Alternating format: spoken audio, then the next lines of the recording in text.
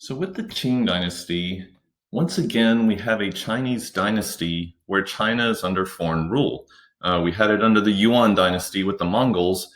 Now with the Qing dynasty, we're looking at China under Manchurian rule. And so the Manchurians, again, these were nomads to the north of China.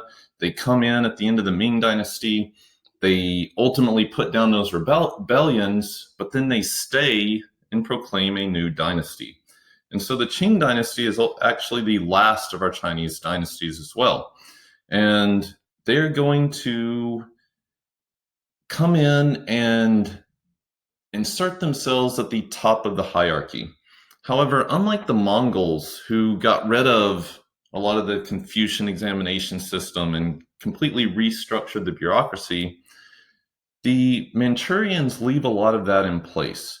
In fact, they're going to leave the Confucian scholars in place. They allow the scholar gentry to continue to run the government. They kept the examination system in place as well. But kind of like the Mongols, they also wanted to keep the Manchurians and the native Chinese people separate. And so they forbid intermarriage between the Chinese and the Manchurians. They forced all men to shave the front parts of their head and wear the traditional Manchurian braid. They forbid Chinese from immigrating to Manchuria as well. And so they wanted to keep the two separate. It didn't always work, but that was their goal. So under the Qing dynasty, we have a period of about 100 years, for a little over a century, where they were ruled by only 3 emperors. So this is kind of the high point of the Qing dynasty. And it's a period of prosperity in the Qing dynasty. And so it starts with the Kangxi Emperor. The Emperor Kangxi was a Confucian scholar, well-educated, very enlightened. He actually outlaws Christian missionaries during his reign, though, because the Pope called their teachings a heresy. He conquers Taiwan, where groups of Ming supporters had tried to flee there to escape the Manchurians. He extends control into Central Asia and Tibet as well. And then we have the Qianlong Emperor. Again, this was a well-educated ruler and poet. In fact, it was said he wrote over 100,000 poems himself. He extended Chinese control into Vietnam and Nepal and basically made them kind of vassal states under Chinese rule. He rewrote and destroyed any books that were against Manchurian rule. But again, during the reign of these 3 emperors, China was overall very peaceful and prosperous. So when we look at the examination system, the Ming dynasty and the Qing dynasty are going to reestablish that strong bureaucracy and the Confucian system. And this was kind of guided by that Confucian examination system that was used to train bureaucrats for service in the empire. And the emperor was considered the son of heaven. This is kind of a similar concept to the idea of the mandate of heaven, that the emperor was chosen by the heavens to rule. And so they got to live a isolated life, a privileged life in the capital, and people who visited the emperor had to kowtow in his presence, get down on their knees and bow their head all the way to the floor. And then the governments of the empire fell to the scholar gentry. And this revolved around the Confucian examination systems. And as always, the Confucian examination system was a meritocracy. So it was open to everybody.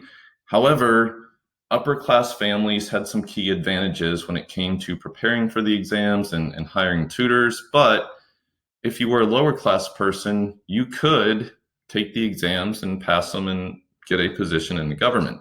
And so the way these exams worked, first off, they were completely based on Confucian ideals.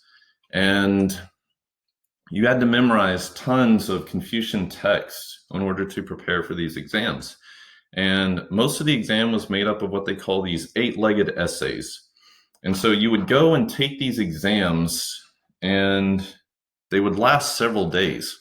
And so during those several days, you were basically kept in a small cell, and you had two boards that you could kind of arrange to make a desk, or perhaps even lay them down to take a nap if you wanted.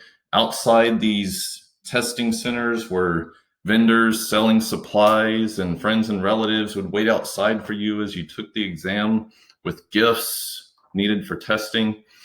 And if you passed the exam, the first level of the exam, that was called the county exams. And so that might get you a local position in government.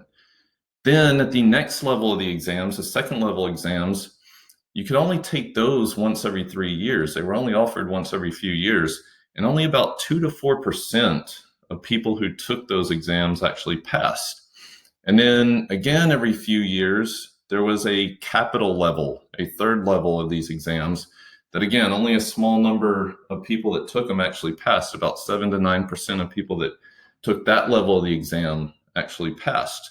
However, if you pass that third level, that would typically get you a pretty significant position in the upper levels of the Chinese bureaucracy. Right, so with the reassertion and the return of strong Neo-Confucian values, also came a return of the strong patriarchal system in China.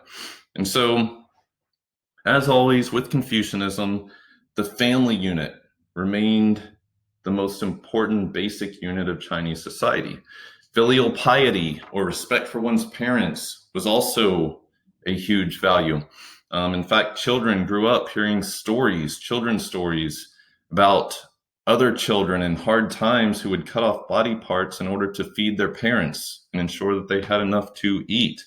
There was actually a story of a student who was beheaded for questioning his teacher. And they took the head of the student and stuck it on a stick and posted it outside of the academy as a reminder that you don't question your elders and your teachers and your parents. And so Confucian values help kind of reinforce filial piety. It also helped reinforce strict gender relations. And so parents preferred boys over girls. Females were basically seen as a social and economic liability, whereas men could go and earn money for the family. Typically, women, you raised them up and then they were married off to become part of someone else's family. And so parents always preferred boys over girls. Female infanticide, the killing of female infants, was somewhat common. Widows at times were encouraged to commit suicide. And we still saw a continuation of patriarchal practices like foot binding.